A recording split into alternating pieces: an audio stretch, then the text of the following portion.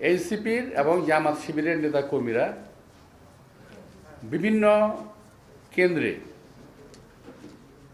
Polling সেন্টারে তারা দল বলে যাচ্ছে এবং ওখানে গিয়ে তারা কি করছে এটা খুব বোঝা ডিফিকাল্ট। এটা আমরা বুঝতে পারি না, কিন্তু পরে যখন জানতে পারলাম তখন আমাদের কর্মীরা ওখানে বিভিন্ন জায়গায় ঘেরাও করেছে, বিভিন্ন জায়গা তাদেরকে আটকও করেছে। পল্টনের বিভিন্ন অলিগলিতে জামাত শিবিরের নেতাকর্মীদের মহড়া দিতে দেখা যায়। আমাদের নেতাকর্মীরা যখন ওখানে আবার আসে তখন তারা ওখান থেকে সরে যায়।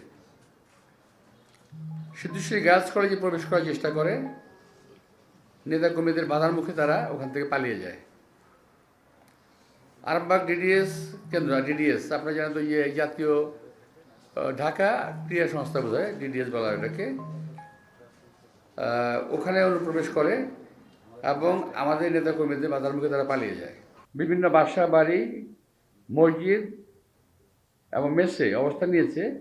সুযোগ বুঝে তারা নীলক্ষেত, বুয়েট, কাটাবন এবং ঢাকা মেডিকেল কেন্দ্র সহ অন্যান্য আশেপাশে কেন্দ্রগুলো দখল করার চেষ্টা করবে। এটার ওদের পিছনে এটার একটা পরিকল্পনা আছে। আমি ঠিক জানি না কী পরিকল্পনা, কিন্তু তারা অবস্থানের চেষ্টা করবে।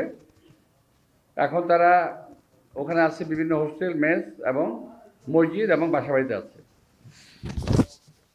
আমার একটা ধারণা হলো যে আমরা এগুলো কখনো করি নাই, আমাদের করার প্রয়োজনে পড়ে নাই, এ ব্যাপারে আমাদের কোনো অভিজ্ঞতাও নাই। এত রাত্রে, আজকে নির্বাচনের আগের রাত্রে ওদের বিভিন্ন কেন্দ্রে যাওয়ার প্রয়োজনটা কী? সম্ভাব্য কী কী হতে পারে?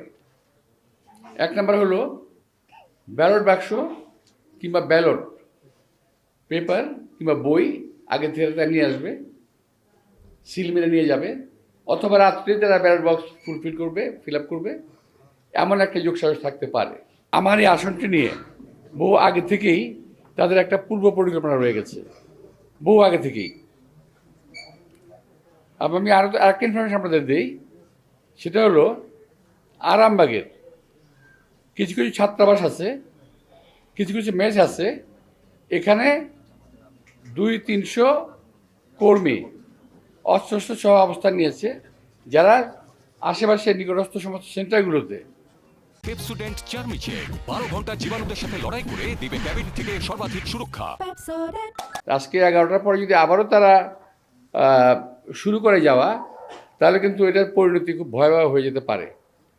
আমি জানি না রাতের অন্ধকারে কী হবে, এটা আমি জানা নাই। আমি নিজেও এখন অনেকটা সিক, একটু সুস্থ ছিলাম কিছুক্ষণ আগ পর্যন্ত, এখন আমি সুস্থ থাকার মতো উপায় নাই। ভোট ডাকাতির প্রস্তুতি ইলেকশনে যাই, আমরা যদি 2008 সালের মধ্যে ইলেকশন করতে চাই, তাহলে কেন তার ইলেকশন আসবে? আমরা চাই একটা সুন্দর, সুষ্ঠু, নিরপেক্ষ নির্বাচন হোক।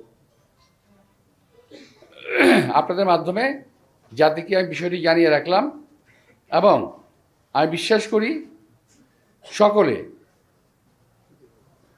কালকে ভোট কেন্দ্রে এসে যার যার ভোট অধিকার প্রয়োগ করবেন। ওখানে আইন প্রয়োগকারী সংস্থার লোকেরাও থাকবে, নেতাকর্মীরাও থাকবে, অনেক ভোটারের সমাগম হবে। সুতরাং নির্ভয়ে সবাই যেন কেন্দ্রে আসেন এবং ভোট দেন, জাতিকে একটি আশঙ্কার হাত থেকে, একটা সংঘাতের হাত থেকে রক্ষা করেন। আমি বিশ্বাস করি ভোটারদের উপস্থিতি সমস্ত ষড়যন্ত্রকে ব্যর্থ করে দেবে, সমস্ত চক্রান্তকে ব্যর্থ করে দেবে, এটা আমার দৃঢ় বিশ্বাস।